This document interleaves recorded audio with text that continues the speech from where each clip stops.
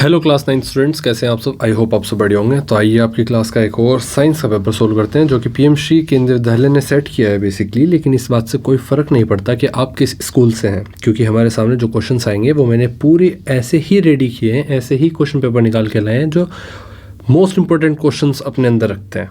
तो पेपर को सोल्व करने के हमारा मोटिव सुन लेते हैं, उसके बाद डायरेक्ट क्वेश्चन पर चलते हैं। मोटिव क्या है? पेपर को मोस्ट इंपॉर्टेंट क्वेश्चंस मिलते हैं, हमें रिवीजन होता है हमारा पेपर को पूरे कौन जितना भी सिलेबस आ रहा है, और पेपर को सोल्व करने की अप्रोच समझ में आती है। ठीक है, तो मेंटर के साथ ये करना बहुत इंपॉर्टेंट रोल प्ले करता है आपके पेपर के लिए। और जहाँ तक उम्मीद है 90 मिनट्स का पेपर ऑलमोस्ट हर स्कूल में आएगा, 40 मार्क्स का ऑलमोस्ट हर स्कूल में आएगा। आपको पता है section A multiple choice question होता है। ये पेपर 2026-27 के लिए पीरियोडिक टेस्ट 1 के लिए बनाया गया पेपर है आपका क्लास 9 साइंस का। ठीक है, अब मल्टीपल चॉइस क्वेश्चंस में फर्स्ट क्वेश्चन कहता है आपका, which of the following is present in plant, animal and bacterial cells. Class 9 की साइंस का फर्स्ट चैप्टर मैंने आपके इस चैनल पर भी, और KVTG क्लास 9 के नाम से एक यूट्यूब चैनल है उस पर भी, वो भी हमारा ही है, तो उस पर भी हमने आपका क्लास 9 का NCERT बेस्ड वीडियो डाल दी है। आप उसको भी सब्सक्राइब कर लो, और उस पर आपको डिटेल वीडियो मिलेगी बहुत अच्छे से। तो मैंने आपको पहले भी बताया हुआ है, और यहाँ भी हम क्वेश्चन पेपर इसलिए सोल्व करते हैं जिससे कि आपको हर एक पॉइंट क्लियर हो जाए। तो बेसिकली क्या एक ऐसी चीज़ है जो plants, animal and bacterial cell में पाई जाती है? Cell wall, chloroplast, cell membrane या लार्ज वैक्यूल। देखो, आपको पता होना चाहिए एवरी सेल, चाहे वो प्लांट सेल हो, एनिमल सेल हो या बैक्टीरियल सेल हो, must have a covering that separates it from its surrounding. एक कवरिंग होती है जो उसके बाहर के वातावरण से उसको अलग करती है। उस कवरिंग को क्या बोलते हैं? सेल मेम्ब्रेन बोलते हैं। ठीक है, तो ऑप्शन सी आपका बिल्कुल सही हो जाएगा। क्वेश्चन फर्स्ट का थर्ड हो गया आपका आंसर। याद रखना, सेल वॉल किस में एब्सेंट होती है? एनिमल सेल में। क्यों? क्योंकि सेल वॉल की वजह से, प्लांट सेल में सेल वॉल होती है जिसकी वजह से क्या होता है, उसमें कठोरपन आता है, रिजिडिटी आती है, जिसकी वजह से पूरा पेड़ का तना, लीव्स, ये जो हार्ड पार्ट है ये बन पाता है। ठीक है, लेकिन हमें क्योंकि एनिमल्स को, ह्यूमन बीइंग को, जो एनिमल्स है बेसिकली, इनको फ्लेक्सिबिलिटी चाहिए होती है, इसलिए सेल वॉल भगवान ने बनाई ही नहीं। ठीक है, साइंस ने बनाई ही नहीं। तो सेल मेम्ब्रेन हर किसी के अंदर होता है। Which tissue is responsible for increasing the girth of a stem. तो क्वेश्चन 2 कह रहा है आपसे, कौन सा टिश्यू रिस्पॉन्सिबल है स्टेम के गर्थ को बनाने में। गर्थ क्या होता है? देखो, बेसिकली जो स्टेम का थिकनेस होती है, ठीक है, उसके ऊपर जो छाल होती है उसको बनाने में किसका रोल होता है? तो लेटरल मेरिस्टेम का। ऑप्शन सी बिल्कुल सही होगा आपका। लेटरल मेरिस्टेम क्या करता है? Lies along the side of stems, stem के साथ साथ बनता है, और रूट्स को क्या एंड प्रोड्यूसेस, इसके रूट्स इस तरह से ज़मीन के अंदर होती हैं, रूट्स के और स्टेम के साइड चलता है, साइड रहता है, और क्या प्रोड्यूस करता है? Secondary growth, increasing girth, thickness provide करता है। ठीक है, ये जो आप अगर यहाँ से कट कर देंगे तो ऊपर से ये जो थिकनेस मिलेगी पेड़ की, ठीक है, ये गर्थ होती है, इसको प्रोवाइड करता है कौन सा tissue? Lateral meristem tissue. Question number 3 पर आते हैं, which cell organelle modifies, packages and transport proteins. तो कौन सी सेल है जो ऑर्गेनली है, सेल ऑर्गेनली है जो मॉडिफाई करती है, पैकेज करती है और ट्रांसपोर्ट करती है किनको? प्रोटीन्स को। तो याद रखना, प्रोटीन्स को कौन करती है? बी ऑप्शन सही होगा, गोल्गी एपरेटस। क्वेश्चन 4 पर आते हैं, which of the following tissues consist mainly of dead cells with thick lignified walls. तो आपको पता होना चाहिए, स्क्लेरेनकाइमा। याद रखना, जब भी डेड सेल्स की बात की जाए, its cells are dead with thick lignified walls giving mechanical strength found in husk of coconut seed coats। Coconut के हस्क पर और सीड कोट्स पर मिलती है आपको। ये डेड सेल की जब भी बात करें थिक लिग्निफाइड वॉल्स के साथ, तो ये क्या है? स्क्लेरेनकाइमा। ऑप्शन सी आपका बिल्कुल सही होगा। 5th क्वेश्चन पर आते हैं, water enters root cells mainly by. तो रूट सेल्स में कैसे जाता है वाटर? डिफ्यूजन के थ्रू, एक्टिव ट्रांसपोर्ट, ऑस्मोसिस या endocytosis.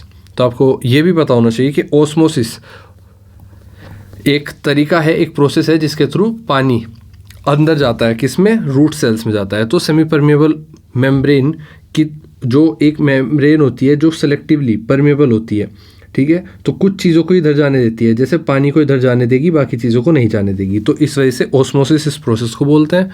Water moves into root cells from soil through the selectively permeable cell membrane. Question number 6 पर आते हैं। Which component of xylem is living? Xylem का कौन सा कंपोनेंट लिविंग होता है? तो याद रखना xylem parenchyma, option D. Clear? तो जाइलम पैरेन्काइमा क्या है? जो ट्रैकीड्स, वेसल्स और जाइलम फाइबर्स होते हैं वो मर चुके हैं मान लो। Only xylem parenchyma cells are living. They store food and help lateral conduction. ठीक है, बस यही एक जीवित है जो क्या करता है, फूड को स्टोर करता है और लेटरल कंडक्शन में हेल्प करता है। क्वेश्चन नंबर 7 पर आता है। Which statement is correct about prokaryotic cells? तो प्रोकैरियोटिक सेल्स के बारे में आप पढ़ते हैं, तो इनमें से कौन सा स्टेटमेंट सही है? A, they possess membrane bound organelles, they have a true nucleus, their genetic material lies in nucleoid, or they are always multicellular। तो इनमें से कौन सा ऑप्शन सही होगा? their genetic material lies in nucleoid, तो ऑप्शन सी बिल्कुल सही होगा। प्रोकैरियोट्स, जो प्रोकैरियोटिक सेल होती हैं या प्रोकैरियोट्स होते हैं, लैक अ ट्रू न्यूक्लियस। ये क्या करते हैं? It lack a true nucleus. इनके अंदर न्यूक्लियस प्रॉपर रूप में नहीं होता। ठीक है। And membrane bound organelles,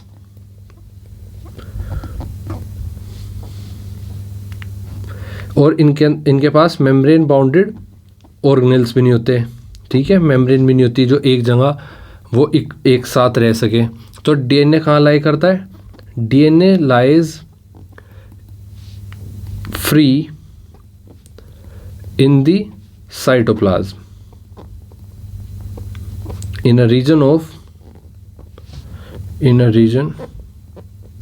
called nucleoid।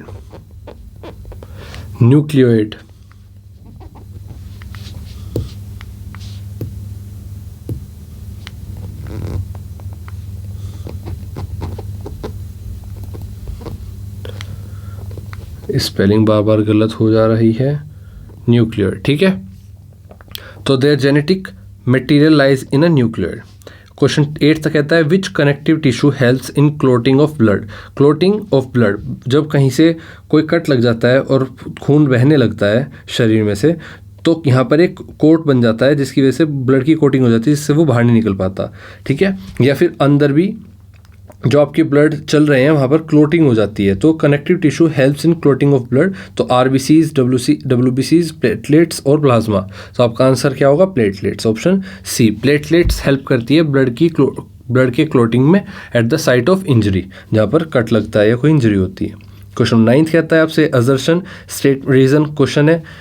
2 तरीके होते हैं, एक असर्शन, ये स्टेटमेंट कहलाता है, एक रीज़न होता है। ये देखना है ये ट्रू है फॉल्स है, ये भी देखना है ये ट्रू है फॉल्स है, और फिर चेक करना है कि इन दोनों में से अगर ये ट्रू या फॉल्स है तो क्या रीज़न ऊपर वाले स्टेटमेंट का सही एक्सप्लेनेशन दे रहा है या नहीं। ठीक है, एक्सप्लेनेशन चेक करनी है। तो स्टेटमेंट कहता है plant cells placed in a hypertonic solution lose water and their cell membrane moves away from the cell wall. तो प्लांट सेल कहाँ पर? हाइपरटोनिक सॉल्यूशन में लूज़ कर देती है वाटर, और cell membrane moves away from the cell wall. क्या ये बात अपने आप में सही है? जितना आपने पढ़ा है उस हिसाब से जी हाँ, ये बात अपने आप में ट्रू है। रीजन देखते हैं। Water moves from region of higher water concentration to region of lower water concentration through a selectively permeable membrane. बिल्कुल सही बात है। यही कारण है कि इसी वजह से प्लांट सेल जो हाइपरटोनिक सॉल्यूशन में डाली जाती है वो पानी को लूज़ कर देती है, क्योंकि their cell membrane moves away from the cell wall. और ये कारण क्या है? रीज़न बिल्कुल सही है, तो ये ट्रू भी है और करेक्ट एक्सप्लेनेशन भी है। तो 9th का क्या होगा? ऑप्शन हमारा ए होगा। 10th देख लेते हैं। असर्शन कहता है collenchyma provides flexibility to young stems. तो जो यंग स्टेम होती है उनको क्या प्रोवाइड कराती है? Collenchyma flexibility. रीजन क्या दिया है? Collenchyma cells possess uneven thickening at their corners due to pectin deposition. तो पेक्टिन नाम की डिपोजिशन हो जाता है, पेक्टिन नाम की चीज़ इकट्ठी हो जाती है। इकट्ठी होने के बाद क्या होता है? थिकनेस अलग अलग जगह पर अनइवन हो जाती है, कहीं ज़्यादा कहीं कम, जिसकी वजह से क्या मिलती है? फ्लेक्सिबिलिटी मिलती है। तो ये बात भी अपने आप में ट्रू है और ये बात भी अपने आप में ट्रू है और सही एक्सप्लेनेशन भी है। तो इसका भी आंसर क्या हो जाएगा? ऑप्शन ए हो जाएगा। Both A and R true and R is the correct explanation of A.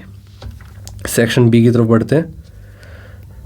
Section B आपसे कहता है, शॉर्ट आंसर टाइप क्वेश्चन आपके सामने है, 5 क्वेश्चन 2-2 नंबर के। 11th क्वेश्चन कहता है differentiate between diffusion and osmosis. देखो सबसे पहले एग्जांपल से समझो, लिख तो आप लोग ही। जो हम पानी पीते हैं आरओ का, तो आरओ की फुल फॉर्म होती है रिवर्स ऑस्मोसिस, तो वहाँ पर ऑस्मोसिस प्रोसेस हो रहा है, ठीक है।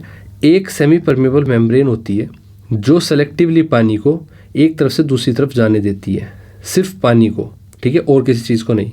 अगर मैं एक ग्लास में एक सेमी परमेबल मेम्ब्रेन बना दूं और उसमें एक तरफ, दोनों तरफ पानी है, लेकिन एक तरफ पानी में नमक मिला हुआ है, ठीक है, तो क्या होगा,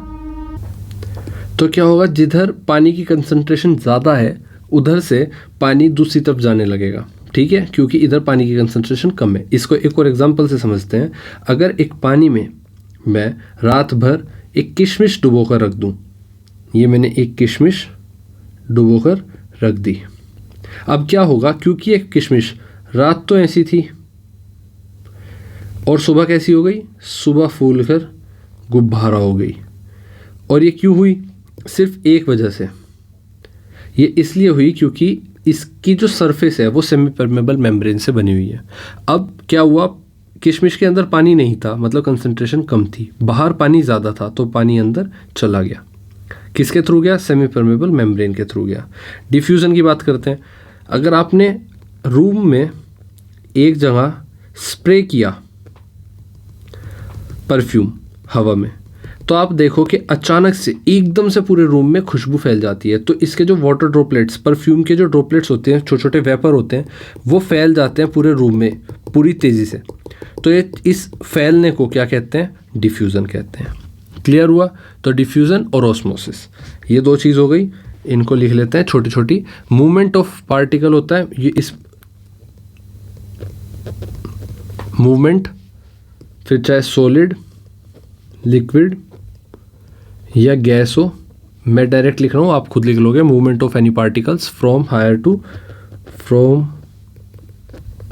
हायर टू लोअर कंसंट्रेशन। अच्छा, जब भी पेपर सोल्व करने बैठो, पेन पेपर लेकर बैठा करो, जिससे कि जब मैं कुछ लिख रहा हूँ और बोल रहा हूँ तो वो लिख सको। और लिखते हुए क्या होता है, हम पेपर के लिए रेडी हो रहे होते हैं, क्योंकि पेपर में भी हमें यही चीज़ लिखनी है। तो जो मैं बोल रहा हूँ वो लिखते रहा करो, जिससे कि आपकी प्रैक्टिस ज़्यादा अच्छी हो। पेन पेपर लेकर बैठ कर ही हम 1 घंटे का पेपर सोल्व कर सकते हैं। ऐसे नहीं हो सकता कि आपने पेपर वो खोल ली वीडियो और आप चला लो और फिर उसके बाद आप वीडियो देखते देखते सब चीज़ें ग्रैब कर जाओ। ऐसा नहीं होता। पेपर पेन लिया करो, जो क्वेश्चन नहीं आता उसको नोट किया करो, उसका आंसर नोट किया करो और फिर उसको रिवाइज़ किया करो पेपर से पहले। इस पेपर से हमें पता चलता है कि कौन से क्वेश्चन हमें नहीं आते और उन पर ज़्यादा जोर देना है। जो क्वेश्चन आते हैं उनकी प्रैक्टिस मेरे साथ साथ किया करो। दूसरा, ऑस्मोसिस की बात करें। ऑस्मोसिस में movement of only water molecules from higher to lower concentration of water. Clear. इसमें एक पॉइंट लिखेंगे, डज नॉट, ये क्या था आपका,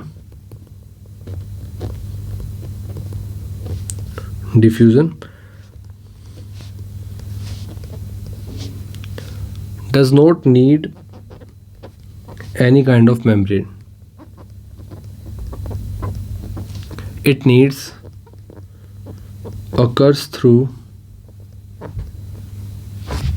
a selectively permeable membrane. Clear. इसके बाद एग्जाम्पल पर आते हैं। यहाँ पर spread of scent of perfume in a room,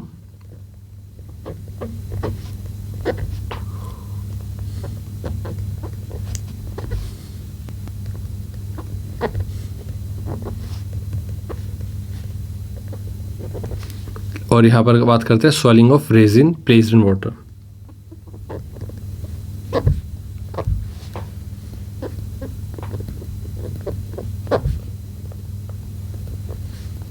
ठीक है।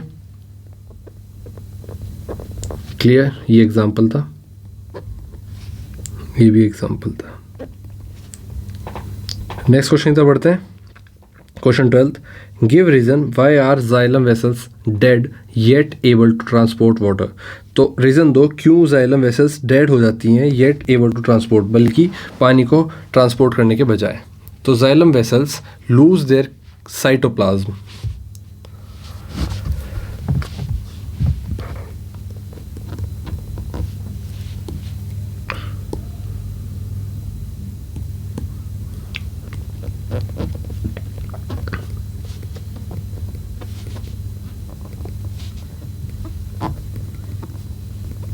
और इससे होगा क्या, तो बेसिकली ये आपका आंसर रहा।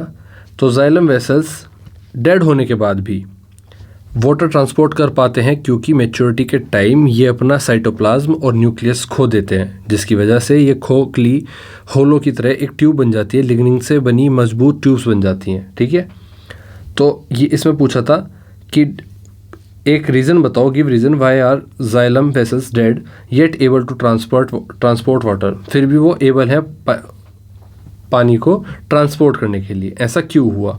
तो xylem vessels lose their cytoplasm भी लूज़ कर देती है, न्यूक्लियस भी लूज़ कर देती है जब वो मैच्योरिटी पर आता है, बिकमिंग होलो, और वो अंदर से खाली खोखली हो जाती है।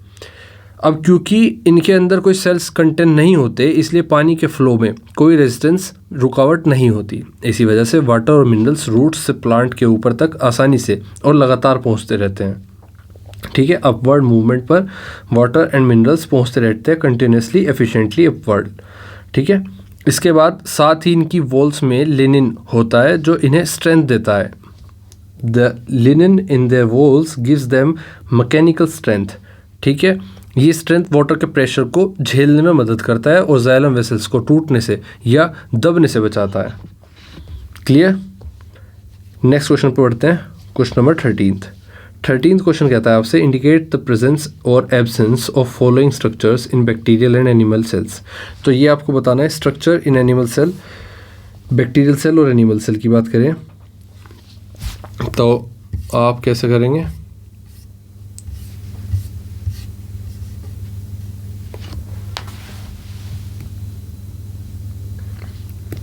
तो क्रोमोसोम्स क्या बैक्टीरियल सेल में प्रेजेंट होते हैं एब्सेंट, तो प्रेजेंट होते हैं।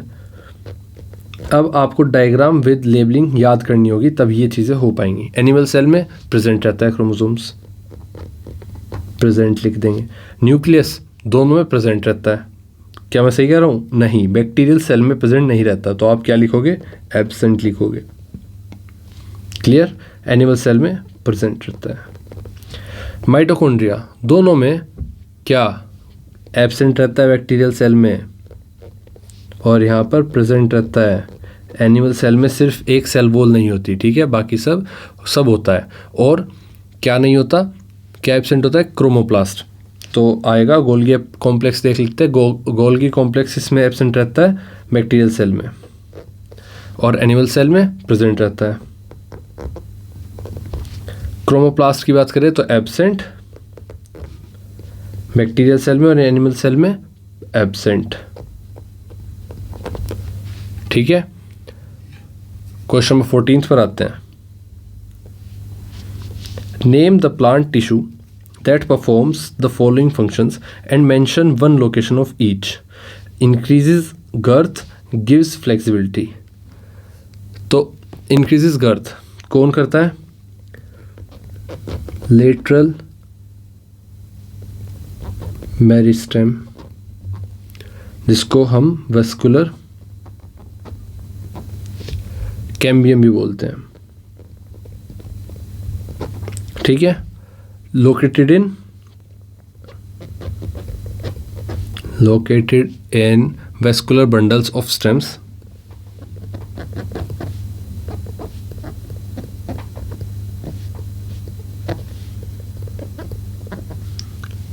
And roots. वही बात करें फ्लेक्सिबिलिटी की, गिव्स फ्लेक्सिबिलिटी, तो बेसिकली ये कोलेनकाइमा की वजह से होता है।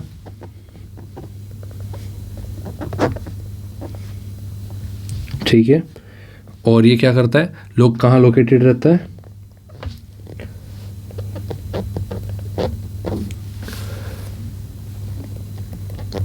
just below the epidermis in stems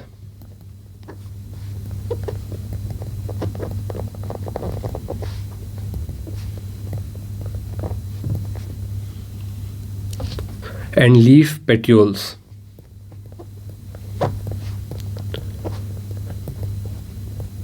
Clear? 15th पर आते हैं. Which of the following options of the pairs of cell organelles are correctly placed under the given categories? तो यहाँ पर बताना है correctly placed कौन से हैं. ठीक है, तो which option first है, देखो present in the plant cells और absent in the animal cells. तो प्रेजेंट में क्या क्या लिखे हैं, ल्यूकोप्लास्ट, और एब्सेंट में क्या लिखा हुआ है सबसे पहले, सेल वॉल. तो ऑप्शन फर्स्ट आप देखो, ल्यूकोप्लास्ट प्रेजेंट रहता है प्लांट सेल में. ठीक है, माइटोकॉन्ड्रिया प्रेजेंट रहता है प्लांट सेल में. क्या ये सही है? तो आपको ये बताऊँ, ये थोड़ा कंफ्यूजिव बनाया हुआ है आपको समझाने के. बेसिकली आप कुछ इस तरह से समझो कि इसमें ना दोनों ही सही होने चाहिए, मतलब बेसिकली दोनों जो लिखे हुए हैं ना वो मैच करने चाहिए ऊपर की कैटेगरी से. अब ऊपर की कैटेगरी से कैसे मैच करोगे? क्या प्लांट सेल में ल्यूकोप्लास्ट प्रेजेंट होता है? जी हाँ होता है. क्या प्लांट सेल में माइटोकॉन्ड्रिया प्रेजेंट होता है? जी हाँ होता है. क्या गोल सेल वॉल प्लांट सेल में होती है? जी हाँ होती है. क्या लाइसोसोम प्लांट सेल में होता है? जी हाँ होता है. अब बात करते हैं एब्सेंट की. एनिमल सेल में सेल वॉल एब्सेंट रहती है, बिल्कुल सही. तो मतलब ये तो सारे सही थे, ये भी करेक्ट था, ये भी करेक्ट था, ये भी करेक्ट था. अब सेल वॉल करेक्ट है, तो एक आंसर हमें मिल गया ये वाला फर्स्ट. सेकंड देखते हैं, राइबोसोम्स एब्सेंट रहता है एनिमल सेल में, बिल्कुल गलत, ये रोंग है. तो रोंग को रोंग लिखेंगे, मैच नहीं करा. ठीक है, ये मैच नहीं करा. इसके बाद गोल्गी एपरेटस एब्सेंट रहता है एनिमल सेल में, बिल्कुल रोंग है, प्रेजेंट रहता है एनिमल सेल में. एंडोप्लाज्मिक रेटिकुलम प्रेजेंट रहता है, ठीक है, एनिमल सेल में. सिर्फ ऑप्शन ए हमारा सही होगा. नेक्स्ट क्वेश्चन तो बढ़ते हैं. Question number 16, short answer type question आपके सामने है. सेक्शन सी आ गया है. 4 क्वेश्चन 3-3 नंबर के मिलेंगे. ये सेक्शन आपको 12 मार्क्स देगा. Question 16, explain the location and functions of apical, lateral and intercalary meristems with suitable example. अब अगर आपको मैं एक चीज़ बता दूं, आपको ये PDF with answers detailed solution के साथ आपको ये पीडीएफ चाहिए तो आप चैनल को सब्सक्राइब करके मेंबरशिप ज्वाइन करके ये पीडीएफ ले सकते हो. और इसके साथ आप सारी पीडीएफ ले सकते हो जितने भी पेपर सोल्व हम करा रहे हैं. ठीक है, इससे अलग भी जितने भी पेपर्स मेरे पास हैं सब उसमें अपलोड कर दिए जाएंगे, तो आप वो ले सकते हो. और उसका एक एग्जाम्पल ये रहा कि जैसे हम 16 क्वेश्चन कर रहे हैं, आपको पीडीएफ में क्या प्रोवाइड होगा, ये हमारा 16th क्वेश्चन है और इसके एपिकल मेरिस्टेम के बारे में ये लिखा आंसर के अकॉर्डिंग. ठीक है, आपका आंसर के अकॉर्डिंग एपिकल मेरिस्टेम क्या होती है, present at the tips of roots and shoots. तो रूट्स एंड शूट्स के टिप्स पर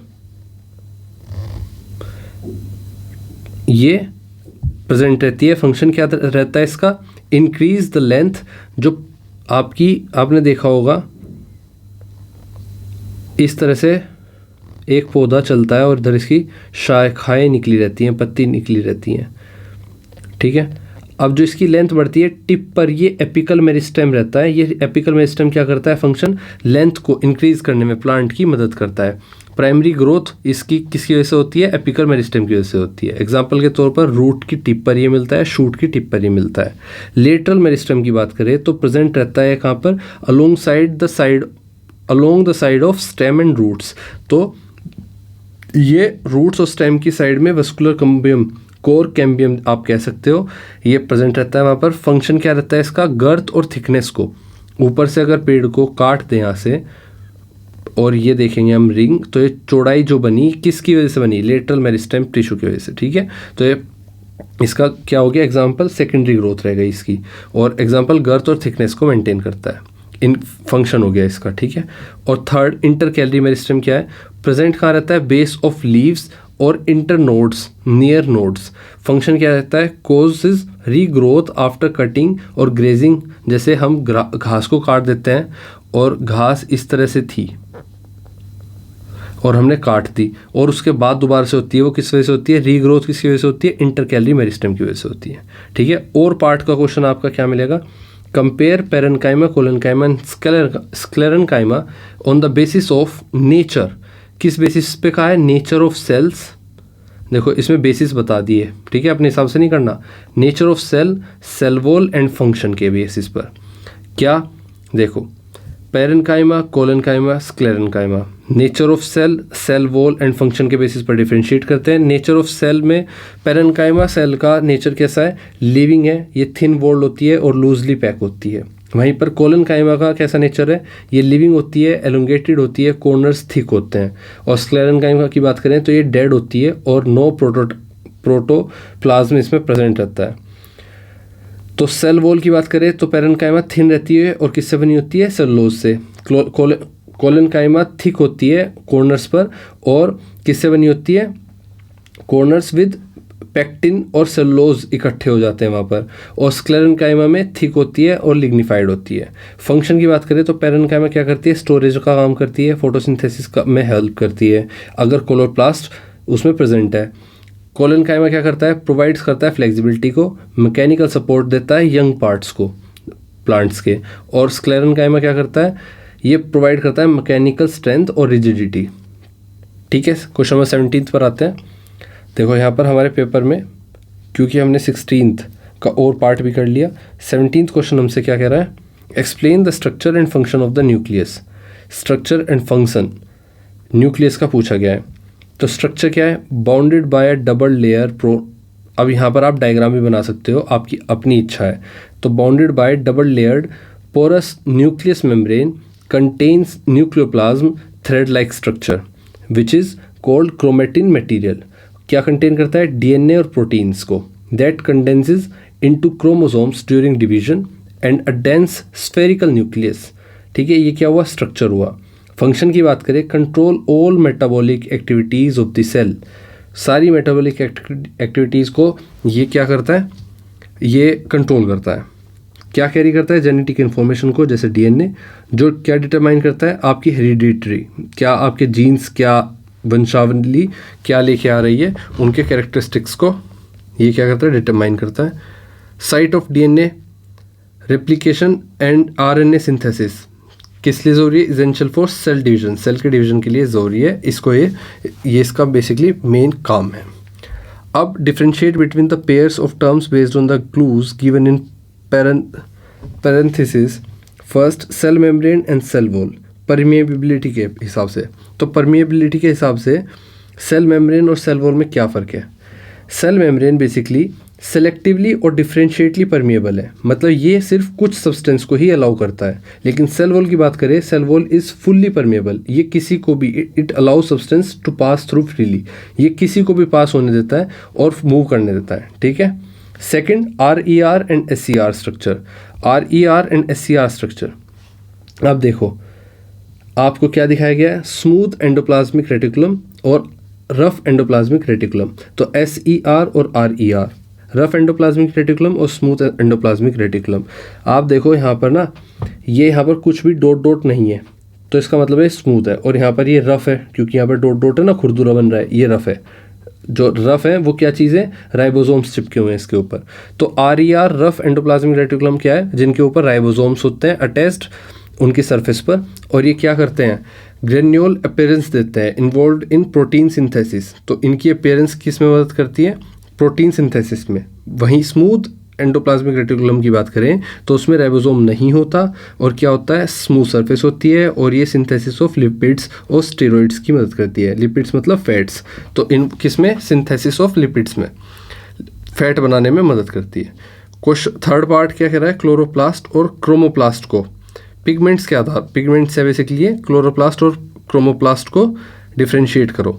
तो क्लोरोप्लास्ट और क्रोमोप्लास्ट, तो क्लोरोप्लास्ट कंटेन क्लोरोफिल, क्लोरोप्लास्ट में क्लोरो आ रहा है तो क्लोरोफिल में भी क्लोरो आ रहा है। क्या रहता है इसमें, क्लोरोफिल रहता है, जो कि एक ग्रीन पिगमेंट होता है जो यूज्ड फोटोसिंथेसिस में मदद करता है, फोटोसिंथेसिस बनाने में मदद करता है। वही क्रोमोप्लास्ट की बात करें तो क्रोमोप्लास्ट क्या कंटेन करता है, coloured pigment other than chlorophyll, chlorophyll के अलावा कलर्ड पिगमेंट होते हैं कुछ, वो कंटेन करता है, जैसे कैरोटिनोइड्स। और ये क्या करता है, ये देता है red, orange, yellow colour to flowers and fruits. Flowers और फ्रूट्स के जो कलर अलग अलग आते हैं, जैसे लाल रंग का आपकी टमाटर आता है, येलो रंग का आम आता है, ग्रीन कलर का आम आता है, रेड कलर का आपका एप्पल आता है, येलो कलर का आपका सनफ्लावर आता है ना, तो उसमें कलर ऐड करता है। क्वेश्चन नंबर 19 देखते हैं। 17th हो गया हमारा, 18th हो गया हमारा, एंड देन 19th। अब आप देख सकते हो कि पीडीएफ कितनी सही बनी हुई है, तो आप इनको ग्रैब कर सकते हो। तो क्वेश्चन 19 पूछता है आपसे, look at the diagram of a cell in this figure, identify parts labelled. ये जो पार्ट्स हैं इनको जो लेबल किए गए हैं, इनके पार्ट्स को आइडेंटिफाई करो, इनके नाम दो। फर्स्ट है controlling all the activities of a cell. A जो है कौन सा है, controlling all the activities of the cell. Okay, label from A to G label करना है, और उसके बाद match them with their function given below, और जो फंक्शन दिए गए हैं इनसे इनको मैच भी करना है। तो अब देख लेते हैं ए क्या है, पहले इनके नाम लिख लेते हैं। देखो ए क्या है, माइटोकॉन्ड्रिया है, मैंने पहले ही लिखे हुए हैं। बी क्या है, न्यूक्लियस है।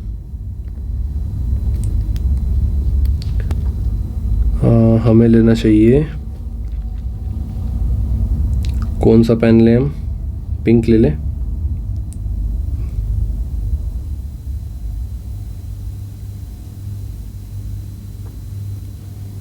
येलो लेते हैं, देखते चलता है। वाइट पर येलो ज़्यादा काम नहीं करता, चलो ब्लैक ले लेते हैं। ए माइटोकॉन्ड्रिया, बी न्यूक्लियस जो कंट्रोल करता है ऑल एक्टिविटीज़ को। ये ऑप्शन कौन सा है, controlling all the activities cell, first option है। तो फर्स्ट सेकंड से मिल गया। माइटोकॉन्ड्रिया का काम क्या होता है, site of cellular respiration, site of cellular respiration. Second हो गया आपका मैच। इसके बाद गोल्गी एपरेटस की बात करें, ये सी है आपका, ये जो ये दिखाए गए हैं इस तरह से, ये गोल्गी एपरेटस है, ठीक है। ये सारे डायग्राम याद कर लेना, बहुत मस्त है डायग्राम याद करना, ठीक है।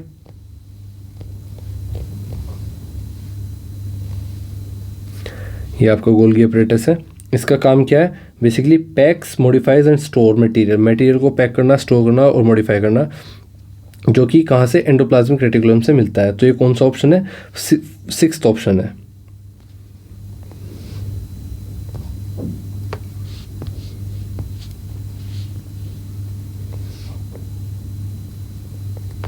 ठीक है। इसके बाद क्लोरोप्लास्ट है आपका डी, ये आपका क्लोरोप्लास्ट है यहाँ पर भरा हुआ। ये किस में, मैन्युफैक्चरिंग, फूड की मैन्युफैक्चरिंग में हेल्प करता है, जो कि 7th ऑप्शन है आपका।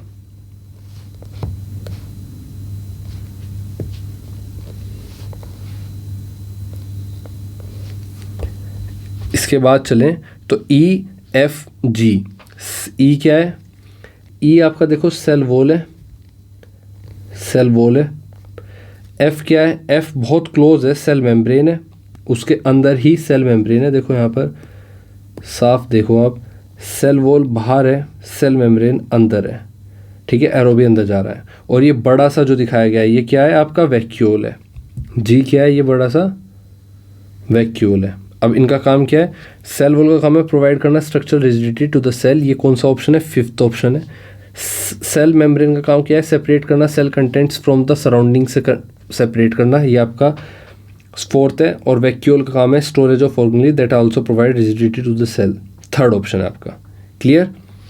सेक्शन डी पर आते हैं, जो कि बेसिकली एक केस बेस्ड स्टडी क्वेश्चन के सामने आपके सामने क्वेश्चन है, जो केस स्टडी बेस्ड है। केस स्टडी देखते हैं, इसका पहले पैसेज पढ़ लेते हैं। A student placed equal size potato pieces in 2 beakers. 2 beaker में इक्वल साइज पोटैटो मतलब आलू रख देता है एक student. 1 beaker contain plain water and the other contain concentrated sugar solution. After 1 hour the potato piece in plain water becomes swollen while the other shrunk। एक में potato सुकड़ जाता है और एक में पोटैटो फूल जाता है। एक बीकर में पोटैटो फूल जाता है और एक बीकर में पोटैटो सुकड़ जाता है, ऐसा क्यों हुआ? First, which process is involved? सबसे पहले तो सेमी परमेबल मेम्ब्रेन की वजह से जो दोनों बीकर में आलू है वो अगर सुकड़ा है तो पानी के बाहर निकलने से, और वो अगर फूला है तो उस आलू के अंदर पानी के जाने से, और पानी सिर्फ एक तरीके से जा सकता है अंदर, सेमी परमेबल मेम्ब्रेन के थ्रू। और सेमी परमेबल मेम्ब्रेन के थ्रू अगर कोई चीज़ जा रही है तो वो प्रोसेस क्या कहलाता है? ऑस्मोसिस। क्लियर? Option B. तो आपको जो दिया गया है यहाँ पर ऑप्शन बी आपका बिल्कुल सही होगा। इसके बाद पोटैटो पीस swelled बिकॉज क्यों स्वेल हुआ? Water enter the cells, sugar enter the cells, air enter the cells, और सेल वॉल एब्जॉर्ब्ड शुगर। तो basically water enter the cell, option A बिल्कुल सही होगा। सेमी परमेबल मेम्ब्रेन के through क्या चला गया अंदर? पानी चला गया अंदर। इसके बाद थर्ड ऑप्शन आता है, which property of the plasma membrane is demonstrated? कौन सी प्रॉपर्टी प्लाज्मा की डेमोन्स्ट्रेट होती है यहाँ पर? A rigidity, B selectively permeability, elasticity और ट्रांसपेरेंसी। अभी तो बताया आपको सेलेक्टिव परमेबिलिटी, क्योंकि पानी सेलेक्टिवली गया। फोर्थ क्वेश्चन है आपका, the concentrated sugar solution is. तो the concentrated sugar solution is hypertonic जब sugar solution had a lower water concentration. मतलब एक बीकर में अगर पानी में बहुत चीनी मिला दी जाए और एक बीकर में सिर्फ पानी रखा जाए तो किस में शुगर वाटर कंसंट्रेशन ज़्यादा होगी? इस वाले में, ठीक है। और शुगर सॉल्यूशन में वाटर कंसंट्रेशन लो होगी।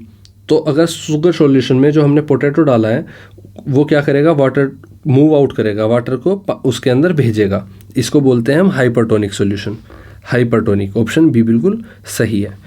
क्वेश्चन नंबर 21 पर आते हैं, अ गार्डनर। सेम एक और केस स्टडी बेस्ड क्वेश्चन है। एक गार्डनर है जो ऑब्जर्व करता है कि mowing the lawn fresh grass grew within a few days. तो अगर वो घास काटता है तो कुछ दिनों में घास फिर से ताज़ी आ जाती है। और एक और बात नोटिस करता है वो कि stem of a young plant, जो स्टेम होती है यंग प्लांट की, वो stepped increase in length after its tip was removed but new branches developed from the sides. कुछ जो यंग प्लांट होते हैं उनकी जो लेंथ बढ़ती है वो टिप पे से बढ़ती है, लेकिन कुछ नई जो ब्रांचेज होती है वो कहाँ से डेवलप होती हैं? साइड से। ऐसा क्यों? क्वेश्चन पहला पूछता है कि which meristem helps grass regrow after cutting. तो आपको अभी बताया था कौन सी मेरिस्टेम कौन सी मेरिस्टेम हेल्प करती है ग्रास को रीग्रो करने में? एपिकल मेरिस्टम, लेटरल मेरिस्टम और इंटरकैलरी मेरिस्टम या परमानेंट टिश्यू? तो बेसिकली इंटरकैलरी मेरिस्टम हेल्प करती है ग्रास को रीग्रो करने में।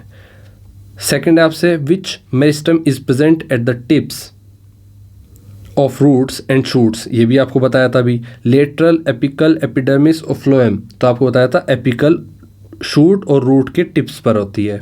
विच meristem increase the girth of stem? ये भी आपको पिछले कुछ क्वेश्चंस में बताया था, शॉर्ट आंसर टाइप क्वेश्चंस में। Lateral meristem increase the girth, lateral meristem, ये याद कर लेना। इसके बाद fourth, meristematic cells are characterized by meristematic cells are characterized by continuous all division. कैसे? ऑप्शंस क्या थे आपके?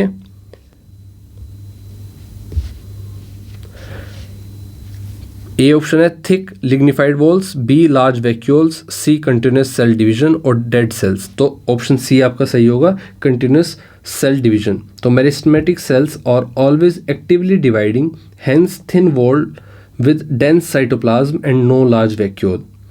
क्वेश्चन नंबर 22 पर आते हैं। Sohan designed an experiment for the regeneration of sugarcane. तो एक एक्सपेरिमेंट डिज़ाइन करता है सोहान, जिसमें जो हमारा गन्ना होता है उसको रीजनरेट करके देखता है।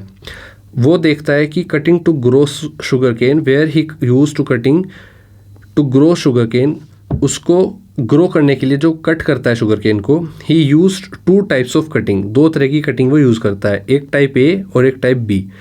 आफ्टर अ फ्यू वीक्स, देखो टाइप ए ये रही कटिंग, टाइप बी ये रही cutting. After few weeks type B cutting sprouted and developed into sugarcane plants, whereas the type A cutting did not sprout. वो देखता है type B cutting में तो बहुत अच्छे से स्प्राउट आ गया, डेवलप हुआ शुगर केन प्लांट, लेकिन टाइप ए में ऐसा कुछ नहीं हुआ। अब क्वेश्चन ए पूछता है, ये आपका केस हो गया। क्वेश्चन ए पूछता है कि why were the type B cutting able to grow as sugarcane but type A could not. क्यों शुगर केन जो बी कटिंग से कटा था वो ग्रो हुआ, बट जो कटिंग ए से कटा था वो नहीं कटा। अच्छा, बी से कैसे कट रहा है? बी से कट रहा है तो ये दो तरीके दिखाए गए हैं आपको। एक शुगर केन बीच में से कट रहा है और एक इस तरह से साफ हो रहा है ऊपर से, और बीच का पार्ट बिल्कुल सही है। दूसरा शुगर केन जो ये वाला है, ए वाला है, वो छील रहा है, इसके ऊपर छील रहा है। अब इसका आंसर क्या है? बेसिकली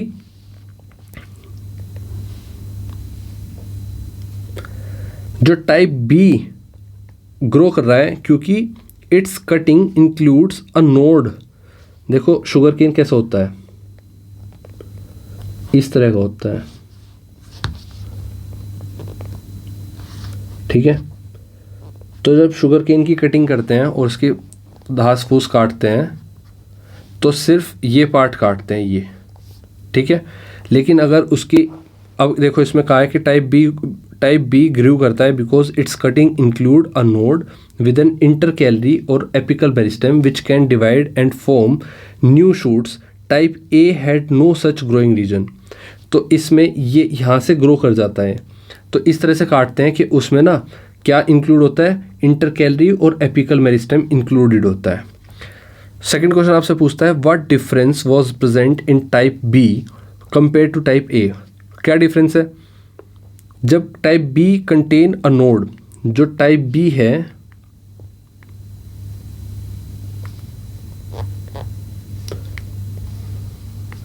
वो ऐसे कटी हमेशा।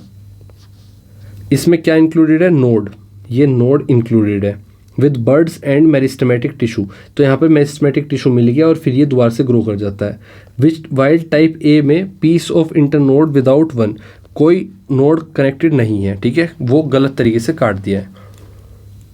बात करें थर्ड ऑप्शन की, व्हाट ऑब्जर्वेशन और measurement was made to determine whether this change had an effect. The observation was type B sprouted and grew into sugarcane plants while type A did not. तो आपसे पूछा गया कि क्या observe करा आपने, क्या measurement was made to determine कि क्या चेंज आया हैड। ये जानने के लिए कौन सी ऑब्जर्वेशन या मेजरमेंट की गई कि बदलाव का कोई असर पड़ा या नहीं। तो आप साफ कह देंगे कि बी में स्प्राउट हुआ और ए में स्प्राउट नहीं हुआ। अब मैं क्यों रोकता हूँ, क्योंकि वीडियो पॉज इसलिए करनी पड़ जाती है, मेरा घर रेलवे स्टेशन के पास है, तो इस वजह से बहुत शोर आता है और वो शोर आपको डिस्टर्ब ना करे, इसलिए मुझे वीडियो को पॉज करना पड़ जाता है कई बार। क्वेश्चन नंबर 4 पर आते हैं। What parameters should be kept the same for both types of cutting to ensure a fair comparison। तो कौन से पैरामीटर हैं जो हमें सेम रखने होंगे दोनों टाइप की कटिंग में, जिससे कि हम कंपैरिजन कर सकें। तो parameters kept the same, it is size और length of cutting, type of soil same होनी चाहिए जहाँ पे हम उगा रहे हैं, अमाउंट ऑफ वाटर जो उन्हें दे रहे हैं वो सेम होना चाहिए, सनलाइट एक्सपोजर सेम होना चाहिए, टेम्परेचर सेम होना चाहिए, duration of the experiment same होना चाहिए, और to ensure a fair comparison. आपको अगर सही कंपैरिजन करना है तो इन सब चीज़ों को बराबर रखना पड़ेगा दोनों कटिंग के बाद, ठीक है।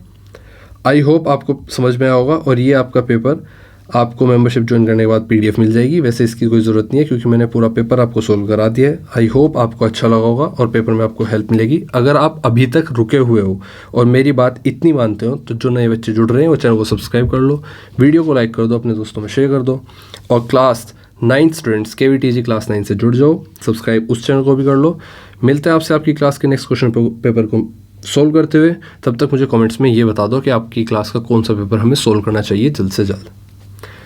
बाय बाय दोस्तों।